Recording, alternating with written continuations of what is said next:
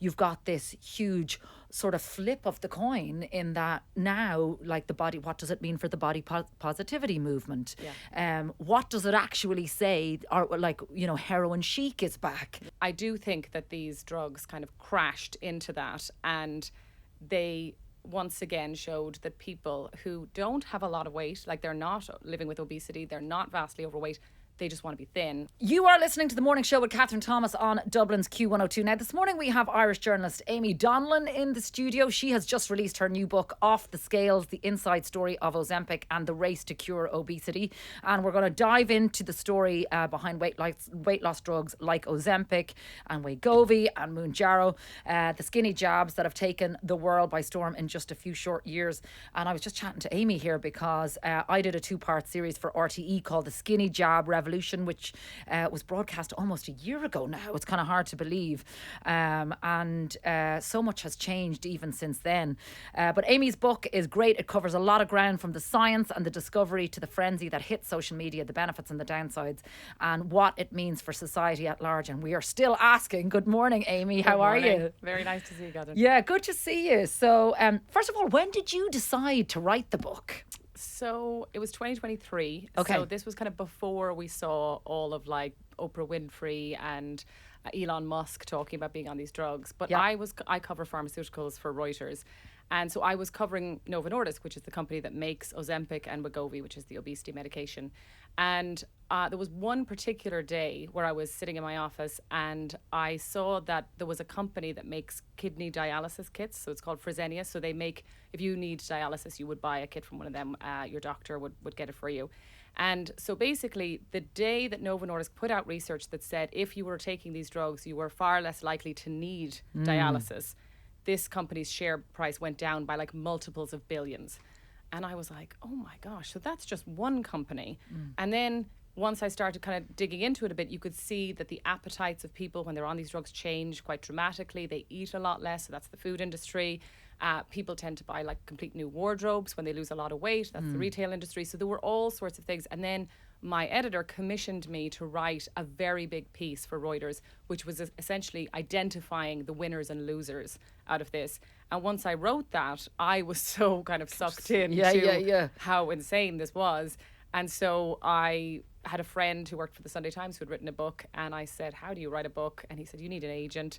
And so I remember the first meeting I had with the agent, his jaw was just open for the entire conversation. Because again, I know 2023 doesn't seem that long ago, but not much was known at that time. The hype hadn't happened. It was really just about to unfold the following year. Yeah. So he said, write it as fast as you can. And it was kind of helpful that almost every week there was new news coming out, because I was speaking to lots of people, but it seemed to be sort of reinforcing the thoughts that I was already having about what was going on. And then I kind of came across this scientist who was really kind of written out of history, and she has an incredible story. And that's the very beginning of these drugs. So let's start, because, well, actually the book opens with Sarah, and she is kind of, you talk about her wearing the invisibility cloak that was lifted when she lost weight through a weight loss drug. So why did you want to open the book with her?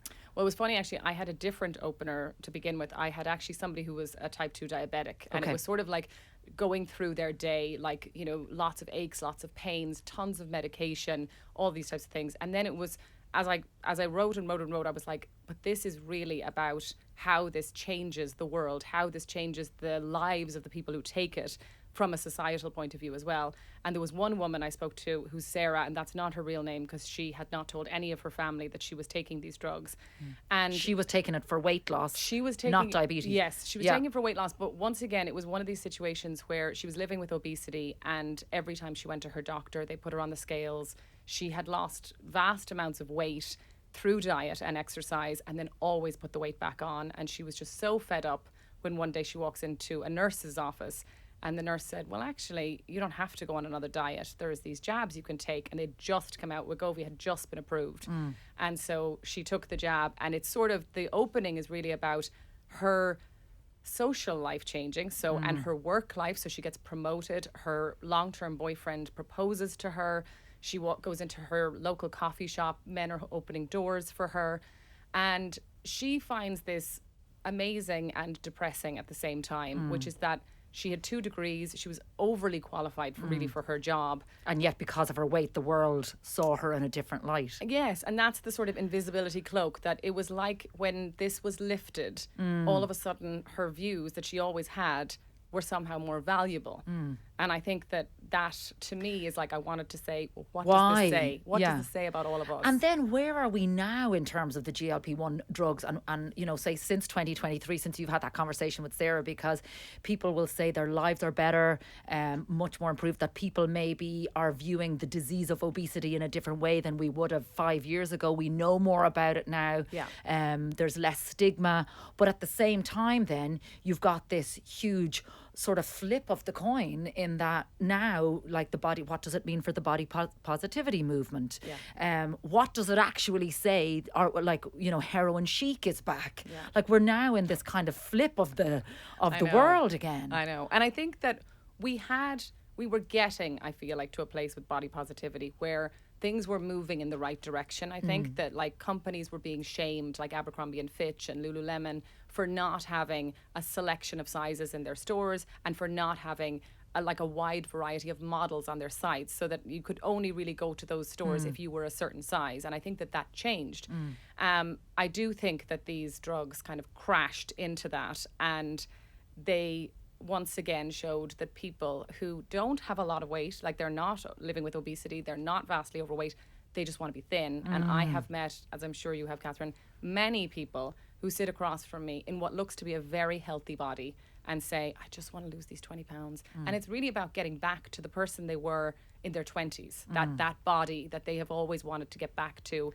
And children or life just has changed that. And I think that if that's the route, if that's where we want to go, I think that does have some pretty bad implications for everyone. Like just in the years since I did the documentary, and I would have friends of mine who are on it just because they want to lose still just the £5, the £10. They don't fall into the category of who's, legally should be taking it or prescribed it.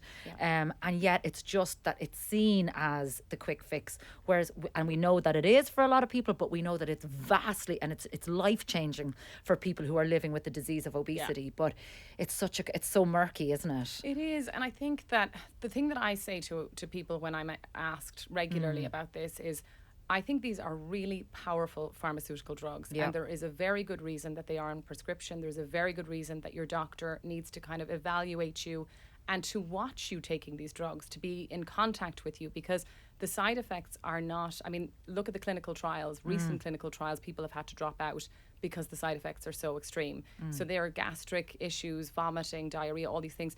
And if you're at home taking these to lose 5 pounds and you don't know, like as in you are too ashamed to tell your doctor that you've been taking them, again, people in America are ending up in A&E on these drugs. So I just think that that's not what they're for. On your journey to write this book as well, where did you sit when it came to the class divide? Because that was something that we just touched on in the documentary, that the cost of these drugs are so prohibitive for a large portion of the population in Europe and in the States and worldwide who need them. And actually, for a large part of society who don't need them, at $1,000 a month in the States. I don't even know what it is now, but I remember it was like $1,200, $1,400 a month to take Mounjaro. And I just went, Jesus, this class divide is only going to grow bigger. Yes. And it's also like, there's a class divide definitely, because as you said, but the thing I suppose that adds to that is that people in the lower socioeconomic groups tend to struggle more with obesity than wealthier people. And there's many different reasons for that. But that is a problem. And then if you have basically a cost of living crisis, which you have in the UK, people in the US are really struggling too. People in Ireland are struggling. I don't think there's many people who think to themselves, oh, I've got an extra $500, €150, £200 that I've spare every single month.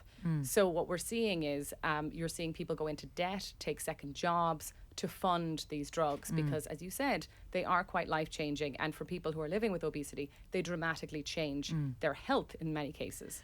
You dealt with the marketing of the pharma in the book really brilliantly, I thought, and also the marketing from big food companies, and you kind of followed the growth of the disease of obesity in America from the 1950s right the way through to 1999. Can you talk to us a little bit about that? So I suppose starting in the 1950s, there really wasn't much obesity. Like fewer than 1 in 10 Americans? Yeah, exactly. And it was actually a sign of kind of wealth, is that you had abundance. So it was after the World War II, and there were shortages during World War II. And so people were fairly healthy in the 1950s. And then what you saw in the 60s and 70s is women started working more.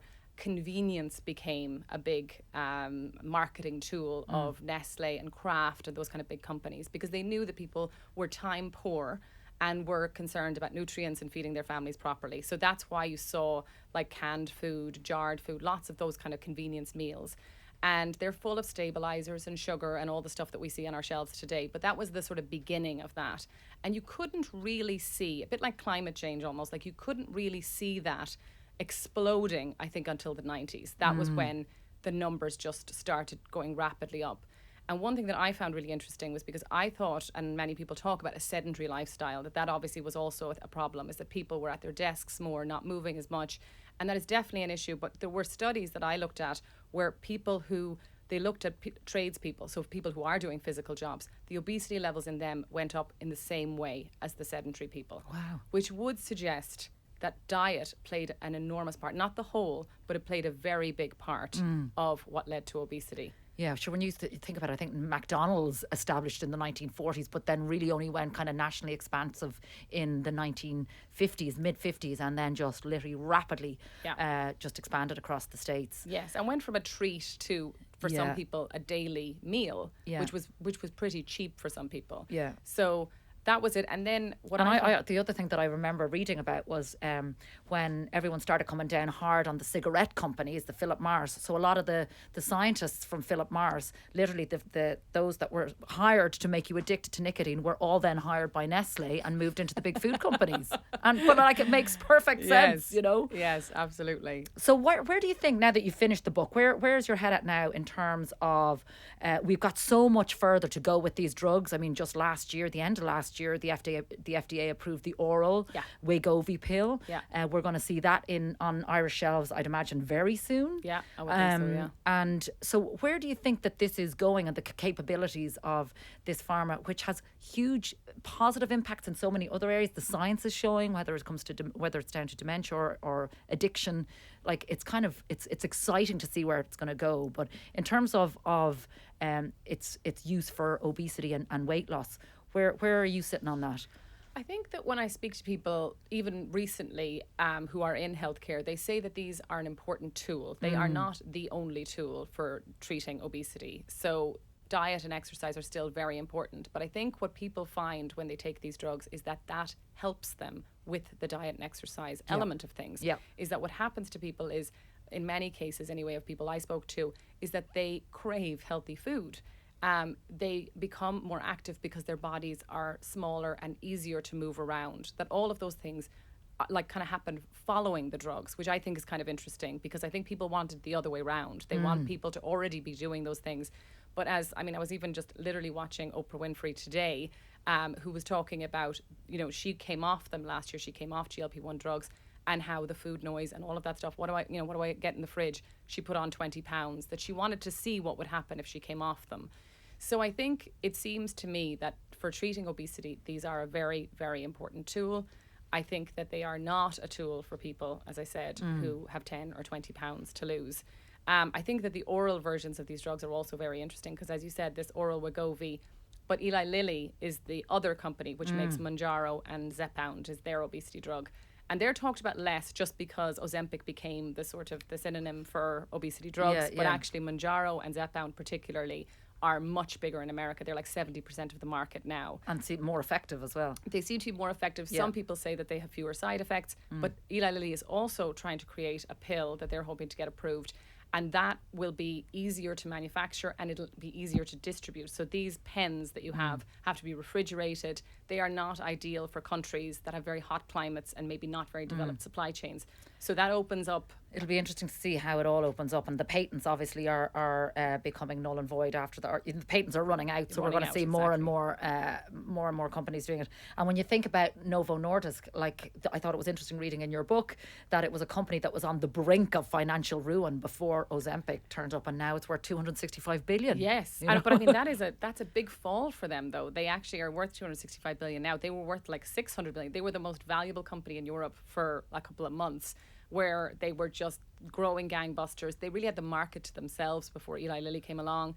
And now Eli Lilly is worth over $1 trillion. So there's a huge gulf between them, and it's really down to these companies to be constantly innovating, constantly coming out with new drugs. All right, well, the book is called Off the Scales, The Inside Story of Ozempic and the Race to Cure Obesity. Aimee Donnellan, thanks for coming in and chatting to us this morning. No problem. Thanks, Kathryn.